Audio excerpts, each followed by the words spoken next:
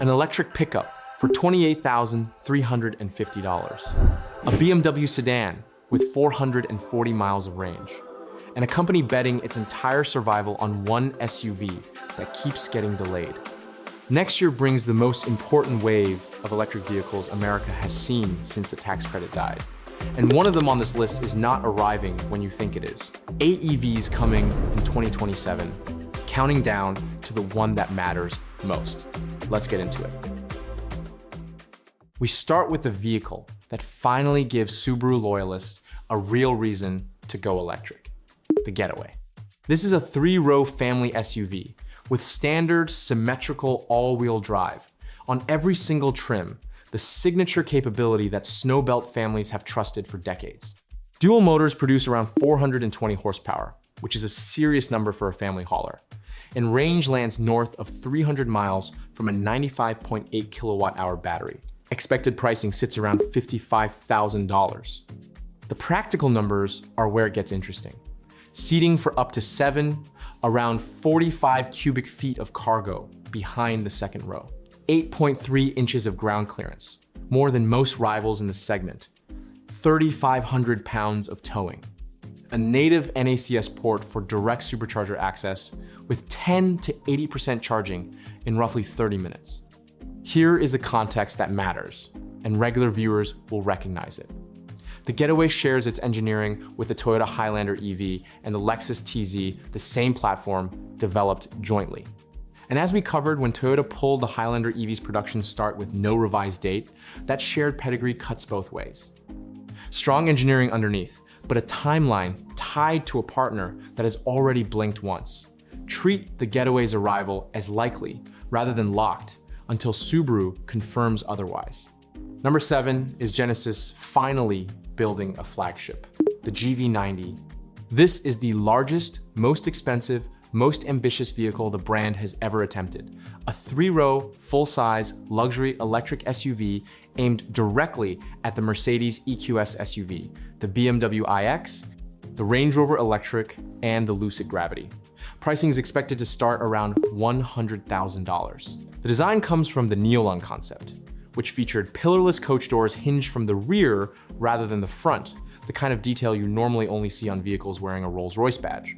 Whether the production car keeps that flourish is still an open question, but it tells you exactly where Genesis wants to sit in the market. Underneath is Hyundai Motor Group's new EM platform, engineered to deliver substantially more range than the current architecture, with the 800-volt system that lets Ioniq and EV models charge from 10 to 80% in around 20 minutes. The reason this matters beyond the luxury segment is what it says about Genesis' strategy. Regular viewers know the electrified G80 was just canceled for America after selling 10 cars in a single month, and the GV60 and electrified GV70 keep appearing near the top of unsold inventory charts. So Genesis is doing something specific, killing the electric sedans and betting the brand's electric future entirely on SUVs. The GV90 is that bet's flagship, and if it lands, Genesis graduates into the tier occupied by Mercedes and BMW. If it does not, the brand's electric ambitions get very small very quickly.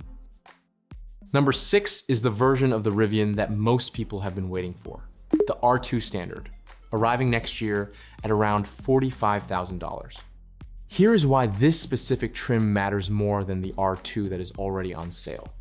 Rivian launched the way it always launches, top trim first. The launch performance version came out around $58,000. A premium follows near $55,000. And the Standard at roughly $45,000 is the one that finally brings a Rivian within reach of a mainstream buyer. That is a $13,000 swing on the same vehicle. And the R2 has been earning its reputation. Regular viewers know from the comparison work that its interior is the standout.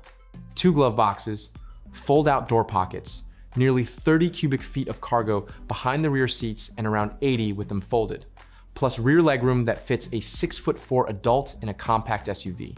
The ride swallows big road scars, better than almost anything at the price. Rivian moved from the truck-based platform of the R1S to a unibody design, and the difference in composure is immediate. The company backing it is also in a very different position than a year ago. Rivian beat Wall Street expectations, raised its full-year outlook, went to double shifts in Illinois to keep up with R2 demand, and just simplified the trim structure across the 2027 R1S and R1T to make the lineup easier to understand. The honest caution is the same one that applies to every base trim announcement. Range and power drop on the Standard, and the specifications are not fully locked yet. If the interior and the ride are what you want from an R2, waiting for this trim saves you serious money. If you need the range, the mid-trims are the smarter buy. Number 5 is the most anticipated revival in the industry, and it comes with a catch that a lot of people waiting for it have not heard. The Scout Traveler, SUV, and the Terra pickup. Volkswagen is bringing back one of the original American off-road nameplates, dormant for 44 years as a standalone electric brand built in South Carolina. And the pitch is deliberately contrarian. While everyone else races toward bigger screens and buried menus, Scout is going the opposite direction. Real buttons and knobs for climate and infotainment, traditional exterior door handles, and an optional 3-person front bench seat, which almost no modern vehicle offers anymore. The specifications back up the ambition. A claimed 3.5-second sprint to 60, around 350 miles of range, 7,000 pounds of towing, and an optional Harvester version with a gas-powered range extender that pushes total range toward 500 miles for people who go genuinely remote. Now the catch. Scout has confirmed that initial production remains on track for next year, but customer deliveries do not begin until the year after. So, if you have been holding out for a Scout, you are waiting longer than the headline suggests. That would put the gap between the design reveal and the first customer keys at roughly 4 years. Regular viewers know why this matters. We covered the Toyota Highlander EV delay for exactly this reason. Waiting for a vehicle with a soft date costs you real money in the meantime, because you keep driving what you already have and pass on the incentives sitting on the hood today. Scout looks worth the wait. Just be honest with yourself about how long that wait actually is. Number 4 is the vehicle a company is betting its survival on, the Lucid Cosmos. Regular viewers know the setup. Lucid builds the best engineered electric cars in America. The Air took the crown on my longest range countdown at 512 miles, and the Sapphire topped the fastest EVs list at 1.89 seconds to 60. The engineering is not in question. The business is. The company just posted a quarterly net loss of just over $1 billion, hired a restructuring advisor, spent days denying bankruptcy rumors, and sat at number 1 on my list of EV brands most at risk of going under. The Cosmos is supposed to fix all of it. Priced under $50,000, aimed squarely at the Tesla Model Y, and built on an entirely new mid-size platform that will eventually spawn a second SUV called the Earth and a third model Lucid has not named yet. And the engineering targets are the reason to pay attention. A new drive unit called Atlas cuts weight by 23% and part count by 30% compared to Lucid's current motors. Efficiency is targeted around 4.5 miles per kilowatt hour, which would beat the Model Y. 0 to 60 in about 3.5 seconds. 800-volt architecture with bidirectional charging. And here's the number that shows what Lucid's efficiency obsession buys you. The company says an all-wheel drive Cosmos would need only a 69 kilowatt-hour battery to reach 300 miles. Rivals need packs 20 or 30 kilowatt-hours larger to do the same job. Smaller battery means lower cost, and lower cost is the entire point. Then came the setback. The Cosmos was supposed to enter production late this year. It has now slipped to next year, with the chief executive saying most likely the second half, which means customer deliveries could land closer to the year after. His stated reason was quality. The company will not repeat the mistakes of the past by launching a product before it is ready, a direct reference to the software problems that shadowed the Air and the Gravity. That is a defensible decision, and a dangerous one at the same time.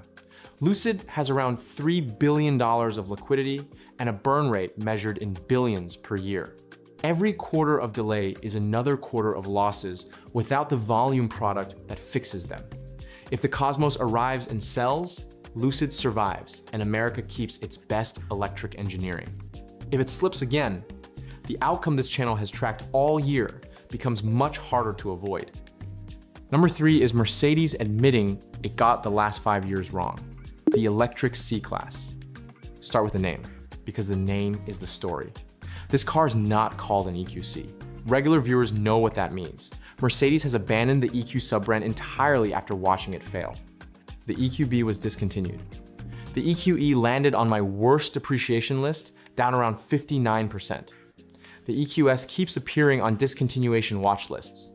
So the new electric cars carry the nameplates buyers already trust. The electric GLC arrived as the GLC with EQ technology. This one is simply the electric C-Class. The hardware is where it gets serious.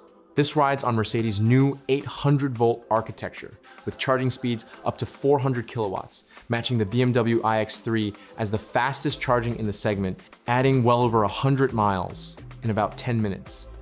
Range figures being quoted run as high as 500 miles, though those come from the European test cycle, so expect meaningfully less once American testing finishes. Dual motor versions are confirmed, and an AMG performance variant follows behind the standard car. The reason this matters beyond one sedan is what it represents. The C-Class is one of the most recognized luxury nameplates on the planet. And Mercedes, putting its electric future under that badge rather than a separate one, is the company betting that buyers want a Mercedes that happens to be electric, not an electric car that happens to be a Mercedes. That distinction cost the industry billions to learn. And this is the correction arriving in showroom form. Number 2 is the car that could finally convert the people who refuse to give up gas engines, the BMW i3. Ignore everything you remember about the original i3 from a decade ago. That was a small, experimental hatchback that never found its audience. This one is the Electric 3 Series, a proper sports sedan wearing one of the most respected nameplates in the business, expected to start around $50,000. The numbers are the reason it sits this high. BMW is targeting up to 440 miles of range, which would make it one of the longest range electric sedans sold anywhere.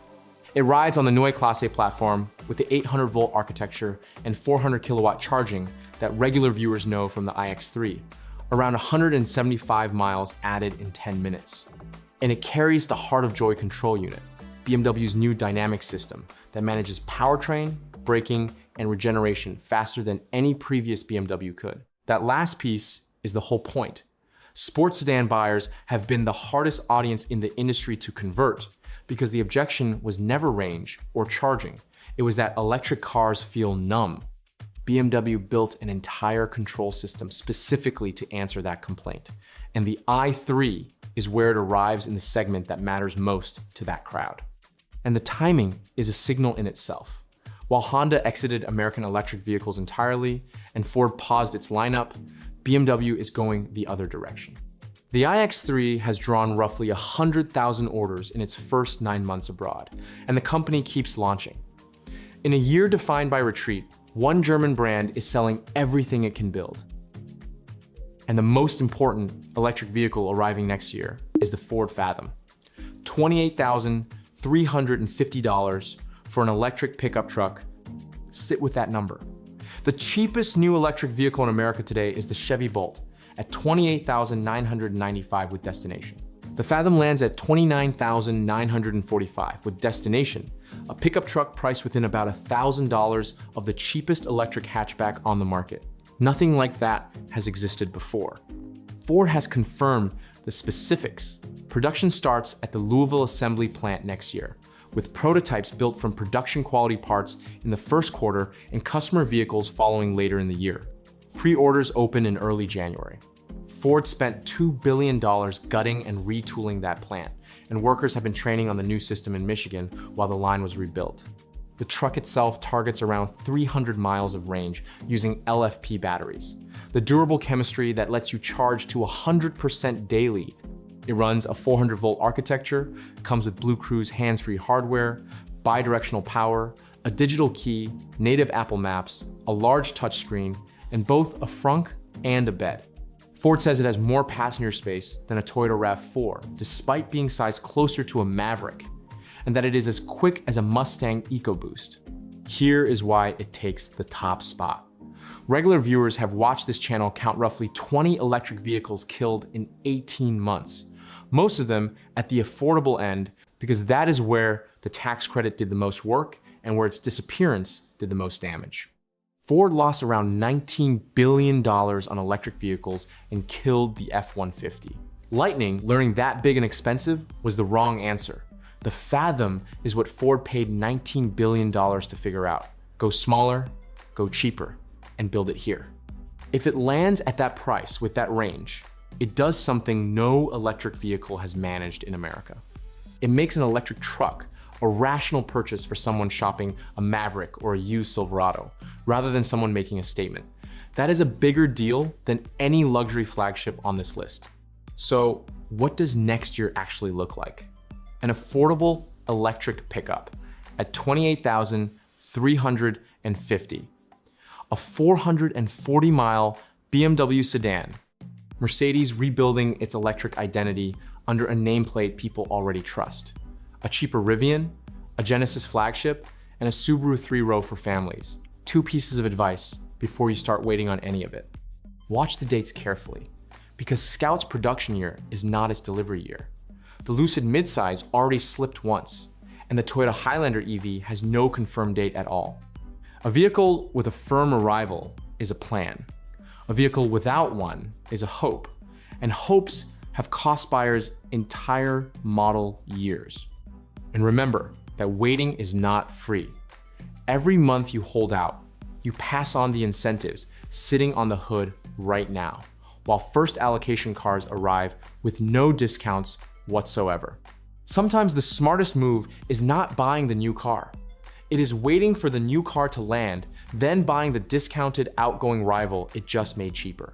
What this list really tells you is that the correction is ending. In a year full of cancellations, exits, and billions in write-downs, the companies still standing are launching harder than ever, and they are finally aiming at prices normal people pay.